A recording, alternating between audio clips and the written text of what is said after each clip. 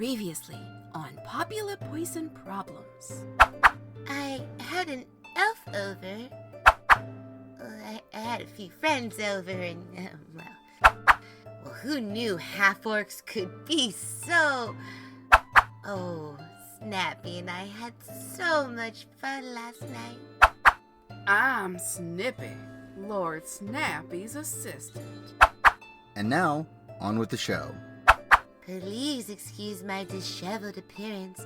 I was having some Feywild with an elf couple I met last night at an adventure tavern, and we plane shifted back here and only finished talking a few minutes ago. Talking. Right. You know I'm constantly monitoring every room 24/7, right? It's part of our security protocols. Yes, I know that. Glad you're all catching up. By the way, I received the first residual check from the rum distillery yesterday. I deposited it into the company fund, and I think you'll be happy to know that I personally gave each of you a well-worded thank you letter as a bonus. Oh, how very generous of you. Any chance of us getting any of the actual money? Wait, you can see into every room? Time is my money, you two. Let's start the show. Right.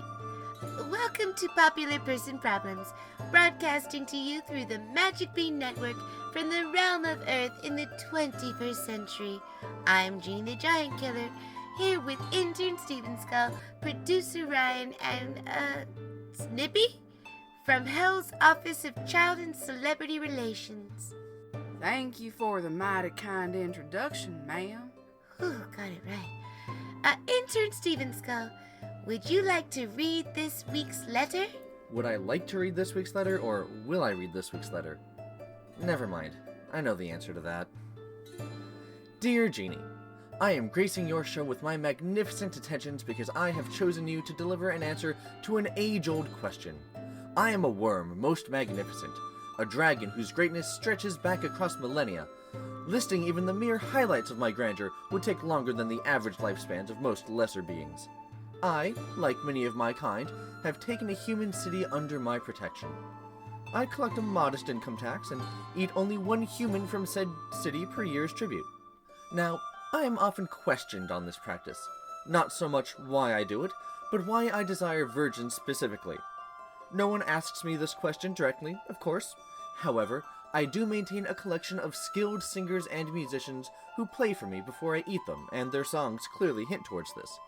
I mean, they volunteer to be eaten by entering my lair to begin with, so I'm not breaking my agreement with the city in partaking in this delight. And besides, what did they think an audition for dinner entertainment meant anyway? But I digress. Today, I am answering the questions that they keep asking. It's not that virgins are saltier, or sweeter, or juicier, or anything like that. I just don't like eating humans before they're mature, nor when they are not ripe enough. And I'm not sure if you've ever tasted baby, but if not, it's disgusting. Imagine biting into a delicacy that you've been anticipating for an entire year and just past the delicious exterior surface tasting something utterly foul and vile. It's enough to provoke instant revulsion and induce projectile vomiting. Do you have any idea how much priceless artwork has been incinerated as collateral damage because of that? And then I have to go into town and eat all of the defenders on the walls just to get the vile taste from my mouth. It's a bad day for everyone. I learned long ago that if you make a seemingly reasonable demand without specifying your conditions, you either get served the town drunk or the town prostitute. And in a world without birth control, the odds of getting the equivalent of a human turducken is just too high. With human virgins, aside from the supposed miracle every few millennia, the chances of this happening are non-existent.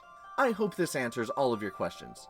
Sincerely, Shorgen, the most magnificent, slayer of Brom the Silver, breaker of the mountain, devourer of Sir Martian, devourer of Sir Gregory, devourer of...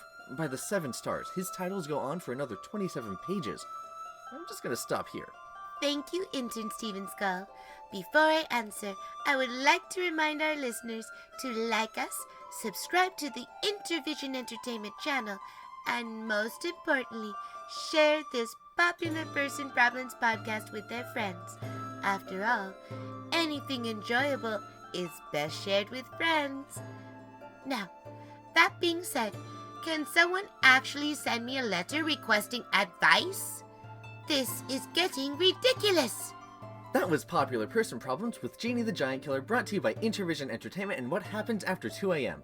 Got a letter for Jeannie? Shoot her a message at jeannie@intervisionentertainment.com. For more shenanigans with Jeannie and the rest of the gang in Intervision, please hit up our website at intervisionentertainment.com, or, better yet, help take the struggle out of struggling artists by becoming a visionary through patreon.com. So, by every room, do you mean? Yup.